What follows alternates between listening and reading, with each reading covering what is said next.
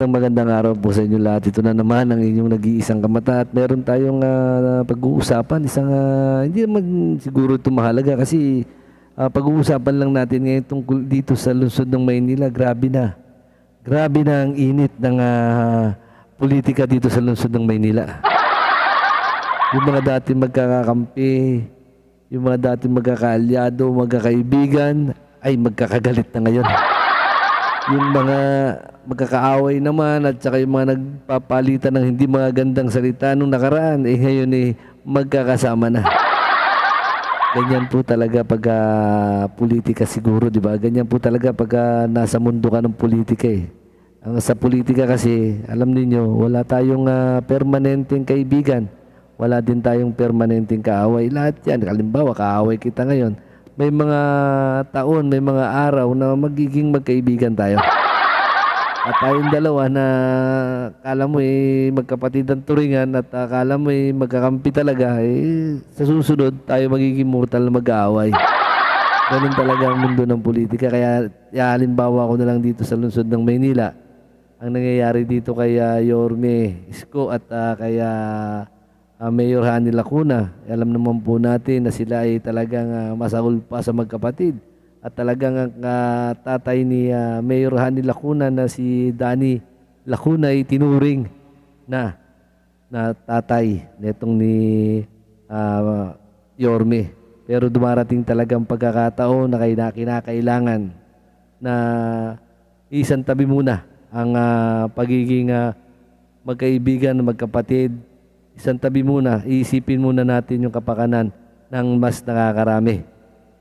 Siguro itong si Yorme kaya gustong bumalik dito sa lungsod ng Maynila kasi nakita niya at napansin niya dito kay Lacuna na medyo parang weak leader.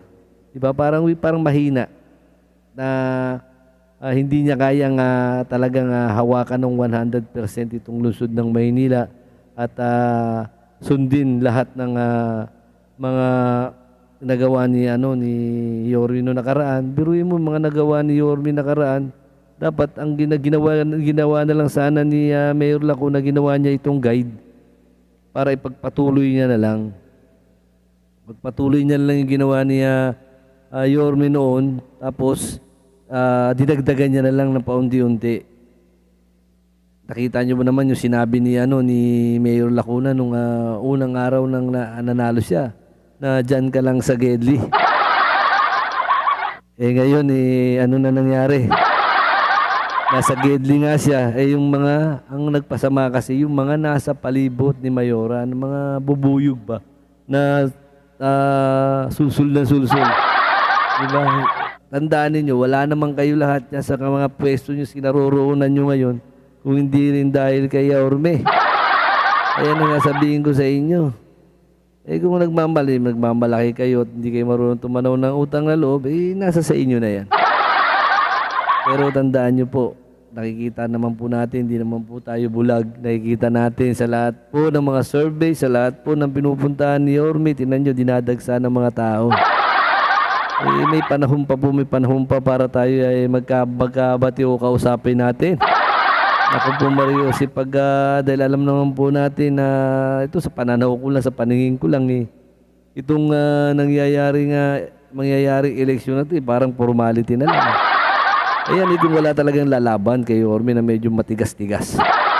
Kung mga ganito lang yung mga kalaban niya ngayon, mga lumulutang na pangalan ay naku. Pwede nang matulog na mahimbing. Diba? Wala naman kasi makikita na na kalaban na malakas-lakas, naglalakas-lakasan marami. Halos lahat naglalakas-lakasan. Kaya sabi ko, kung wala rin lang kayong nakikita nyo naman, di ba? Kita na natin Kayong palang kita nyo na Kung may pagdududa kayo na baka hindi kayo manalo at talagang susubukin natin yung pagiging mayor ng lungsod ng Maysa ngayon, kung ako'y sunod na lang. Sayang Hindi na po yan yung payo ko sa mga naglalakas-lakasan na akala malakas daw sila. Tandaan nyo po, malalaman nyo po yan kung malakas kayo, subukan nyo po maglakad. Maglakad ng mag-isa o kaya maglakad lang kayo, di ba? Yung lang, kung dudubugin kayo ng mga tao, yun malakas kayo. Pero yung makikita yung mga tao pag nakasalubong kayo parang wala lang, eh, magdalawang isip na po kayo. Delikado na po yan. Di ba? Eh, kaya nga tayo, kaya nga ngayon mga lumalabas na survey na ang laki ng lamang ni Yorme. Totoo po yan. Wala pong duda yan, totoo yan. Hindi po gawa-gawa yan, totoo yung mga lumalabas-labas ng mga survey. Totoo po yan. Kasi kahit na naman sino tumingin, kahit na naman saan tayo magpunta, kahit saan pumunta, tingnan natin sa social media, pag may lumabas si Yorme, nakikita mo yung mga views, 100,000, milyon pa. Diba? Doon na nga lang. Ang ano natin, ang pinag-uusapan natin, doon na lang, tingnan lang natin. Pero ganun pa rin eh, okay lang, maganda nga may kalaban eh. At maganda yun at maraming mga nung mga kumakandidato. Kasi ang magkakaroon ng benepisyo dyan yung mga tao. Diba? Siyempre, mga kandidato, bigay na ba tulad nung tapos nung bumagyo, diba? Diba? Everybody happy. Dinumog ng mga kandidato. Ganda nga. Kaya nakita ko, ganda nga nung minsan, nagsabay pa si Yorme at saka si Lacuna dito sa may isang evacuation center dito sa Maynila. Tapos meron pang isang pumasok, itong si Sam Bersosa. Diba? Yan ang mga gusto ng mga tao. Meron pa yan, hindi pa yan ha? Pagkatapos nito at nakapag-file na sila ng candidacy o COC, makikita ninyo, maglalabasan na ang AYIX. Diba ang AYIX natin, lumalabas lang yan pag malapit na ang eleksyon. Diba? Karamihan lumalabas na AYIX pag malapit na eleksyon. Naririnig ko na yung pangalan na yan. Pag yung AYIX, naririnig ko yung mga yan pag malapit ang halalan. Diba? Dapat dagdagan nyo pa lahat ng mga ayuda, pamigay nyo. Diba yan, natatandaan po natin, diba? Yung mga binibigay nyo mga yan, kala kasi nagpapauto tayo mga tao Para yung ulitin ko ulit sa inyo, yung mga binibigay nyo mga yan, yung mga nakaupo yung mga nanunungkulan ngayon, mga binibigay nyo mga yan, hindi po galing sa kanila yan. Pera din po ng taong bayan yan. Nagtatrabaho lang sila, kaya nila binibigay yung mga yan. Minsan tumutubo pa sila. Pinagkakakitaan pa ng ilan yan. Diba? Ang dami ng controversial na inaabot yung AYIX na yun. Diba? Yung mga iba, hati-hati system. Diba? Hati kita, balagay yung pangalan mo, hati kita, bigay mo sa akin kalahati. Diba? Minsan, mas lamang pa siya. Yan ang ano yan Dapat hindi nakukuha ng buo ng mga beneficiary ang AYIX na yan. Kasi sino ba naman ang pumipili ng pangalan na yan? Mga barangay at saka LGU. Sino ang bibigyan yung mga? Siyempre, yung mga malalapit sa kanila. Ayusip naman dapat yan ay napag-usapan na yan sa Senado at saka sa Kongreso. Pero hindi natin alam, may implement niya. Kasi nga, yung mga ibang congressman, napapakinabangan din yan. Pinamimigay din nila yan pag dating na ng halalan. Yan ang mahirap sa atin Mahirap sa gobyerno natin ngayon. Yung pondo ng bansa natin, yung pondo natin nagagamit sa politika. Diba? Yung mga ganyan, dapat gumagawa sila ng batas, yung mga ayuda na ganyan, hindi binibigay yan sa mga ganitong taon na mag-i-eleksyon. Dapat ibinibigay yan pagkatapos na ng eleksyon dahil bago mag-eleksyon natin ibibigay yan, ay nako, malamang talagang sabit. Napupolitika, yun. Diba? Kaya dito sa Maynila, yung mga kandidato dito, ang dami na naglalabasan na kandidato rito, kung sino-sino na ang mga nakikita natin at lumulutang, mga nababalitaan natin nagpapatawag, ng kung ano-ano, yung mga pinapatawag nila. At ito mga Manilenyo naman, siyempre tuwan-tuwa, sama rito, sama doon. Kita mo naman yung mga pinapatawag nila, iisa lang. Iisang tao lang din. Diba? Kung matalino yung mga kandidato ngayon, dapat iniisip nila dahil yung mga kukunin nilang mga talagang mga coordinator, yung talagang trusted nila. Hindi yung magaling lang magsalita. Kasi iba sinasabi, marami silang tao, marami silang ganyan. Naku po, Mariosip. Ay, nako. Naglolokohan lang kayo niyan. Kasi nanloloko yung mga ibang kandidato, niloloko yung mga botante. Kayo naman, niloloko kayo yung mga coordinator nyo. Ang nangyayari, di ba? E di, talo. Ganun lang naman sistema niyan eh, di ba? Akala mo yung mga nakapalibot sa isang tao, sa isang politiko, mga nakapalibot, akala mo eh, talagang napakarami ng mga tao niyan. Sa totoo lang namang mga tao yan eh.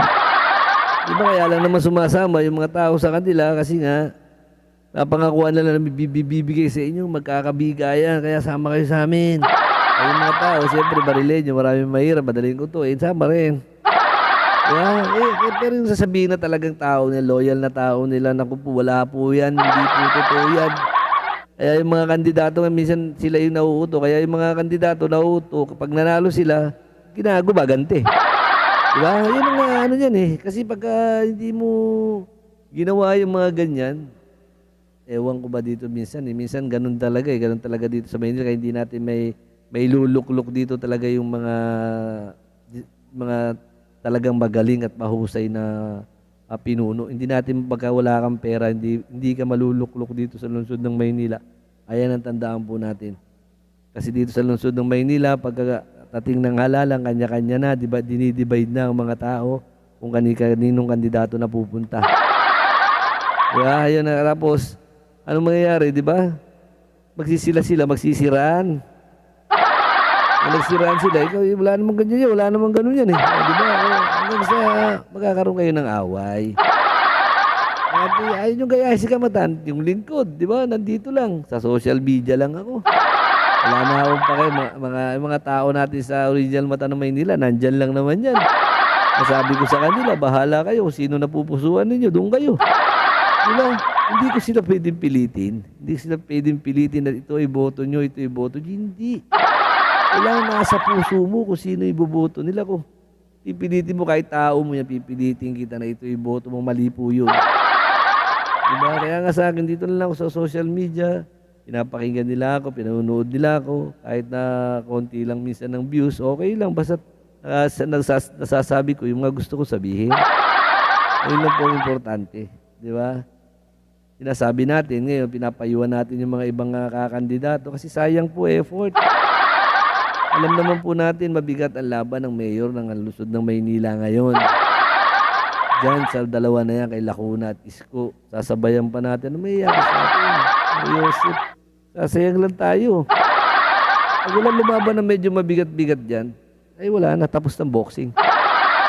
Kailangan dyan may lumaban na mabigat-bigat, pero may natutulugan tayo na may endorso daw po ang Partido Federal ng Pilipinas. Ayan po ang abangan natin. Baka medyo mabigat-bigat yan ay naku po magandang laban. Ayan ang inaantay ni Kamata. Hindi naman maganda naman yung laban dito sa Maynila. Eh ngayon parang no bearing eh. Parang walang thrill. Itong eleksyon ngayon dito sa Maynila, walang ka-thrill-thrill. Diba hindi katulad dati, parang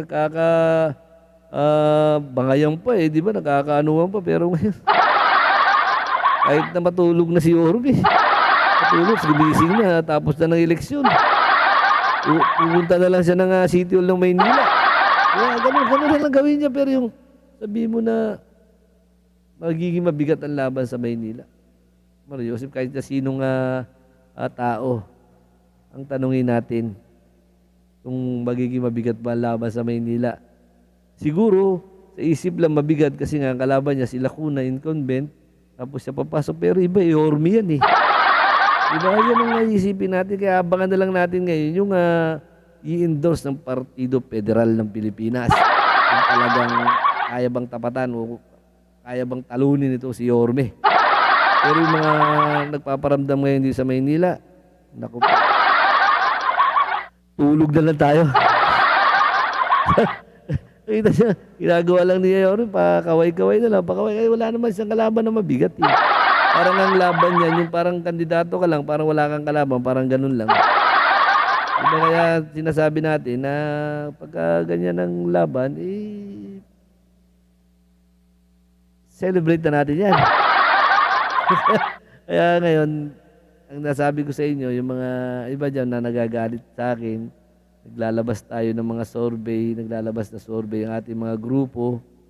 eh wala po tayong magagawa. Ayan po talaga yung lumalabas. Ipinaulit-ulit po natin, ganyan po talaga lumalabas. Hindi po naman tayo nanghuhula, meron po tayong pinagkukuhanan ng survey natin kung saan. Kaya mas pangit naman siguro kung ilalagay kung si Isko ay magiging kulelat, di halatadong hinokus-pokus yun. Di ba? Kahit saan, kahit sa national television, sa lahat ng nagpapa survey sila, personal sa ganyan, nilagay Isko pa din. Kaya inaantay na lang natin itong i-endorse ng Partido Federal.